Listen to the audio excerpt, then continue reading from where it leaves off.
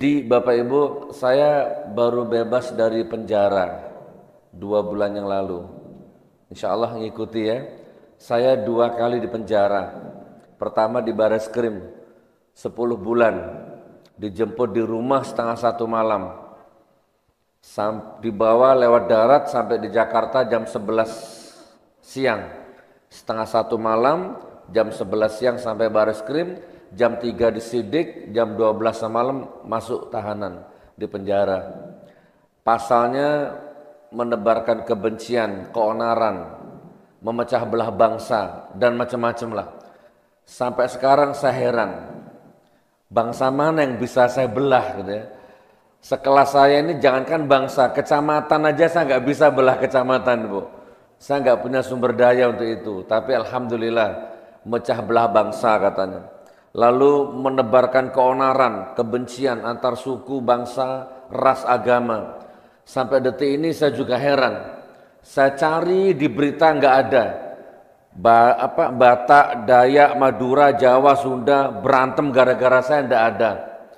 Cina, Jawa nggak ada. Islam, Kristen, Hindu berantem nggak ada, Pak.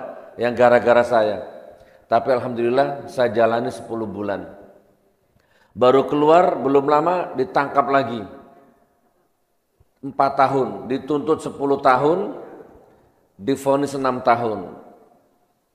Ijazah palsu. Saya tidak mau bahas itulah ya. Saya masih bebas bersyarat ya. Jadi ini belum bebas murni. Tapi intinya di dalam pengadilan saya bilang sama jaksanya, ini pidana Pak. Beban pembuktian ada di jaksa. Saya bilang sama jaksa, Pak Jaksa, kalau sampean bisa mendatangkan yang asli, saya cium kakimu. Di depan kamera saya cium kakinya Anda. Di depan hakim saya bilang ini. Jadi bukan debat di TV, rakyat bersuara, Aiman, bukan. Di pengadilan saya ngomongnya ini. Alhamdulillah sampai sekarang belum ada. Tapi saya sudah jalani itu 4 tahun sekian. Enggak apa-apa. Saya jadi teringat Nabi Yusuf. Nabi Yusuf di penjara bahkan lebih sadis dari saya. Nabi Yusuf tuduhannya menzinai istri orang. Tapi saya yakin ini bagian dari amar ma'ruf nahi munkar. Di dalam penjara saya ditawari, Gus Nur besok Anda akan dibawa ke lantai 15 konferensi pers di Borgol pakai baju oranye. Kalau besok Gus Nur mau minta maaf, Gus Nur bebas. Tapi saya tidak mau minta maaf, saya milih di penjara daripada minta maaf. Karena bukan sombong, tapi saya meyakini apa yang saya lakukan ini bagian dari perjuangan amar ma'ruf nahi munkar. Saya nggak pernah makan dana haji Bapak Ibu, dana reklamasi apalagi tidak pernah.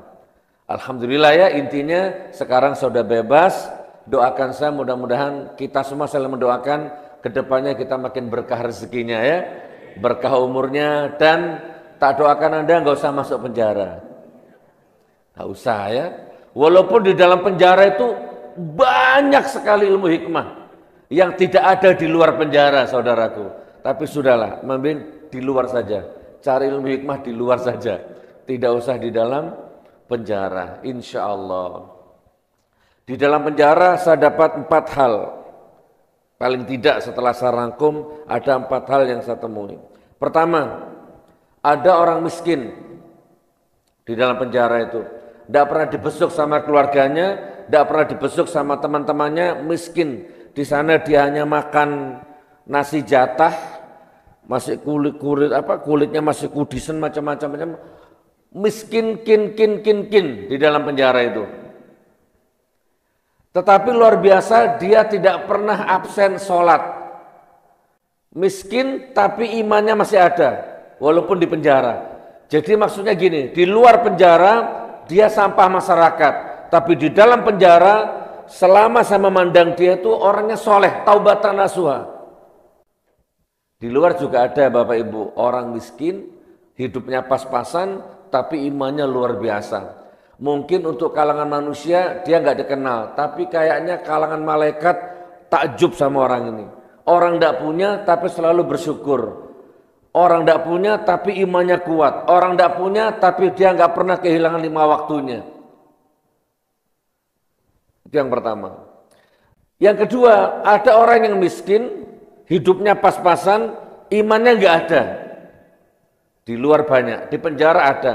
Di luar sampah masyarakat, masuk karena narkoba, di dalam masih bingung cari narkoba. Di dalam ini nggak pernah sholat, hanya pindah tidur saja. Kerjanya judi saja di dalam itu.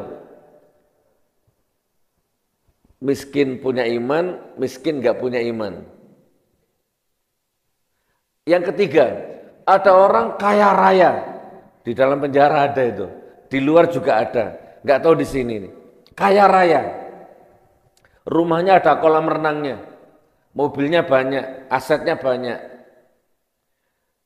Tapi dia tidak beriman, saudaraku. Ada enggak? Mudah-mudahan enggak ada ya. Kaya raya tapi dia enggak beriman. Sholat enggak pernah, selingkuh terus, istrinya dibohongi terus, istrinya disakiti terus, anaknya enggak diurus, hanya dikasih uang saja anaknya. Tapi tidak dikasih iman, tidak dikasih agama, uang terus dijali ke anak-anaknya itu. Kaya raya, saudaraku.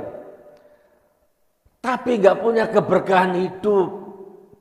Perhatikan, orang seperti ini nggak lama lagi kalau nggak stroke, insya Allah impoten, lemah syahwat, suatu ketika dia akan menyesal ya, pasti itu. Kaya raya tapi tidak bersyukur. Dah kembangkan sendirilah ya, agak saya percepat ini. Ada yang satunya lagi, kaya raya juga, tapi luar biasa.